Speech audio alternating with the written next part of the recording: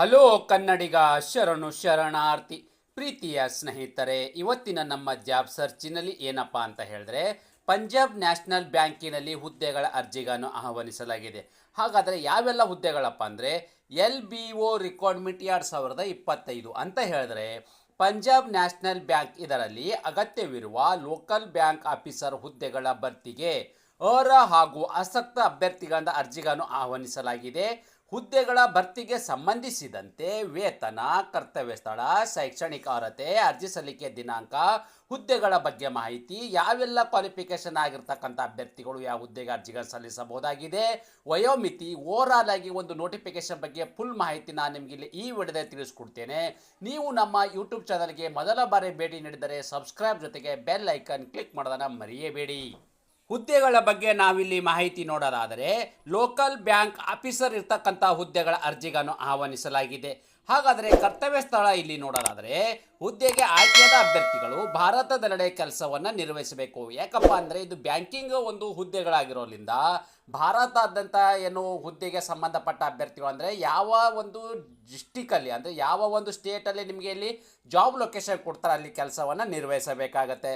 ಹಾಗಾದರೆ ಖಾಲಿ ಇರುವ ಹುದ್ದೆಗಳ ಸಂಖ್ಯೆ ನೋಡೋದಾದರೆ ನಾವಿಲ್ಲಿ ಒಟ್ಟು 750 ಹುದ್ದೆಗಳ ಭರ್ತಿಗೆ ಅರ್ಜಿಗಳನ್ನು ಆಹ್ವಾನಿಸಲಾಗಿದೆ. ನೋಡಿ, 750 ಹುದ್ದೆಗಳೇನಿದೆ ಭಾರತಾದ್ಯಂತ ಕರೆದಿರ್ತಕ್ಕಂಥ 750 ಹುದ್ದೆಗಳು. ಅದರಲ್ಲಿ ಕೂಡ ಕರ್ನಾಟಕದಲ್ಲೇ 85 ಹುದ್ದೆಗಳ ಮೀಸಲಿರ್ತಕ್ಕಂಥ ನೋಡಿ, ಬೇರೆ ಬೇರೆ ರಾಜ್ಯಗಳಲ್ಲಿ ಸೇರಿದಂತೆ ಭಾರತಾದ್ಯಂತ 750 ಹುದ್ದೆಗಳಿದ್ದರೆ ಕರ್ನಾಟಕಕ್ಕೆ ಮೀಸಲಿರ್ತಕ್ಕಂಥ ಹುದ್ದೆಗಳು 85 ಹುದ್ದೆಗಳು. ಈ 85 ಹುದ್ದೆಗಳು ಕರ್ನಾಟಕದಲ್ಲೇ ಕೆಲಸವನ್ನು ನಿರ್ವಹಿಸಬೇಕಾಗತ್ತೆ. ಹಾಗಾದರೆ ಕ್ವಾಲಿಫಿಕೇಷನ್ ಏನಾಗಿರಬೇಕು ಈ ಹುದ್ದೆಗೆ ಅರ್ಜಿ ಸಲ್ಲಿಸಬೇಕಾದರೆ? ಶೈಕ್ಷಣಿಕ ಅರ್ಹತೆಯನ್ನು ನಾವಿಲ್ಲಿ ನೋಡೋದಾದರೆ ಯಾವುದೇ ಪದವಿಯನ್ನು ವಿದ್ಯಾರ್ಥಿನ ಪಡೆದಿರಬೇಕು. ನೋಡಿ, ನೀವು ಅಭ್ಯರ್ಥಿಗಳು ಮಾನ್ಯತೆ ಪಡೆದ ವಿದ್ಯಾಸಂಸ್ಥೆ ಅಂತ ಯಾವುದೇ ಪದವಿ ಅಂದರೆ ನೀವು ಯಾವುದೇ ಇದರಲ್ಲಿ ಒಂದು ಡಿಗ್ರಿಯನ್ನು ಪಾಸ್ ಆಗಿರ್ತಕ್ಕಂಥ ಅಭ್ಯರ್ಥಿಗಳು ಈ ಹುದ್ದೆಗೆ ಅರ್ಜಿಗಳನ್ನು ಸಲ್ಲಿಸಬಹುದಾಗಿದೆ. ವಯೋಮಿತಿ ಬಗ್ಗೆ ನಾವಿಲ್ಲಿ ಮಾಹಿತಿ ನೋಡೋದಾದರೆ, ದಿನಾಂಕ 1/7/2025ಕ್ಕೆ ಅನ್ವಯವಾಗುವಂತೆ ನೋಡಿ, 1/7/2025ಕ್ಕೆ ಅನ್ವಯವಾಗುವಂತೆ ಮಿನಿಮಮ್ 20 ವರ್ಷ ಇರಬೇಕು, ಮ್ಯಾಕ್ಸಿಮಮ್ 30 ವರ್ಷ. ನೋಡಿ, 1 ಜುಲೈ 2025ಕ್ಕೆ ಅನ್ವಯವಾಗುವಂತೆ 20ರಿಂದ 30 ವರ್ಷದ ಒಳಗಡೆ ಇರ್ತಕ್ಕಂಥ ಅಭ್ಯರ್ಥಿಗಳು ಈ ಹುದ್ದೆಗೆ ಅರ್ಜಿಗಳನ್ನು ಸಲ್ಲಿಸಬಹುದಾಗಿದೆ. ಇದು ಜನರಲ್ ಕ್ಯಾಟಗರಿ ಸಂಬಂಧಪಟ್ಟ ಅಭ್ಯರ್ಥಿಗಳು. ವಯೋಮಿತಿಯಲ್ಲಿ ಸಡಿಲಿಕೆ ನೀಡಲಾಗಿದೆ. OBC ಅಭ್ಯರ್ಥಿಗಳಿಗೆ 3 ವರ್ಷ, SC/ST ಅಭ್ಯರ್ಥಿಗಳಿಗೆ 5 ವರ್ಷ, PWD ಅಭ್ಯರ್ಥಿಗಳಿಗೆ 10 ವರ್ಷಗಳ ಕಾಲ ವಯೋಮಿತಿಯಲ್ಲಿ ಸಡಿಲಿಕೆಯನ್ನು ನೀಡಲಾಗಿದೆ. ಅದೇ ರೀತಿ ಆಯ್ಕೆಯಾಗಿರ್ತಕ್ಕಂಥ ಅಭ್ಯರ್ಥಿಗಳಿಗೆ ಪ್ರತಿ ತಿಂಗಳು ಸಿಗ್ತಕ್ಕಂಥ ವೇತನ ಎಷ್ಟು ನೋಡೋದಾದರೆ ನಾವಿಲ್ಲಿ 48,480ರಿಂದ 85,920. ನೋಡಿ, ಆಯ್ಕೆಯಾಗಿರ್ತಕ್ಕಂಥ ಅಭ್ಯರ್ಥಿಗಳಿಗೆ 48,480ರಿಂದ 85,920 ರೂಪಾಯಿವರೆಗೂ ಪ್ರತಿ ತಿಂಗಳು ಸಿಗ್ತಕ್ಕಂಥ ವೇತನವಾಗಿರುತ್ತೆ. ಹಾಗಾದರೆ ಈ ಆಯ್ಕೆ ವಿಧಾನ ಹೇಗೆ ಮಾಡ್ತಾರಪ್ಪ ಅಂದರೆ ಸೆಲೆಕ್ಷನ್ ಪ್ರೊಸೆಸನ್ನು ಹೇಗೆ ಮಾಡ್ತಾರಪ್ಪ ಅಂದರೆ, ಮೊದಲನೇದಾಗಿ ಒಂದು ಆನ್ಲೈನ್ ಎಕ್ಸಾಮನ್ನು ನಡೆಸಲಾಗುವುದು.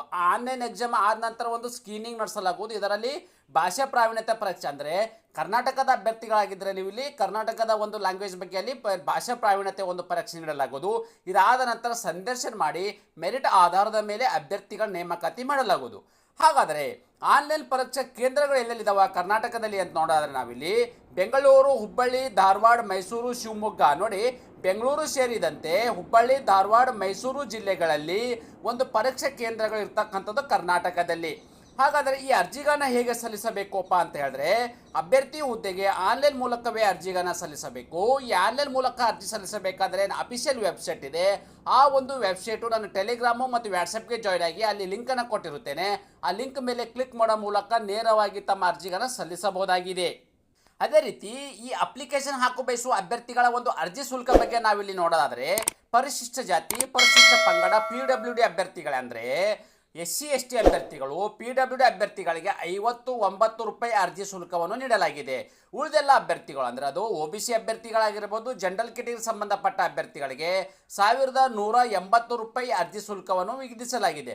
ಆದರೆ ಈ ಶುಲ್ಕವನ್ನು ಹೇಗೆ ಪಾವತಿಸಬೇಕಪ್ಪ ಅಂತ ಹೇಳಿದ್ರೆ, ನೀವು ಆನ್ಲೈನ್ ಅಪ್ಲಿಕೇಶನ್ ಹಾಕಬೇಕಾದ್ರೆ debit card, credit card, net banking, PhonePe, Google Pay, PhonePe ಮುಖಾಂತರನೂ ಈ ಅರ್ಜಿ ಶುಲ್ಕವನ್ನು ಪಾವತಿ ಮಾಡಬಹುದಾಗಿದೆ.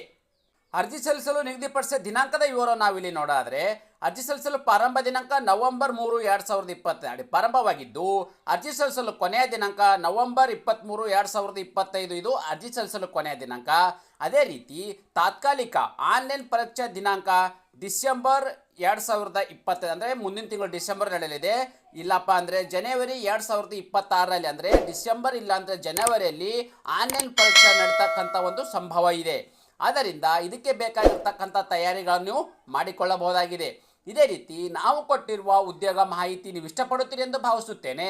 ಈ ಉದ್ಯೋಗ ಮಾಹಿತಿ ನಿಮಗೆ ಇಷ್ಟವಾದರೆ ನಿಮ್ಮ ಫ್ಯಾಮಿಲಿಗೂ ಫ್ರೆಂಡ್ಸ್ಗೂ ಶೇರ್ ಮಾಡಲು ಮರೆಯದಿರಿ.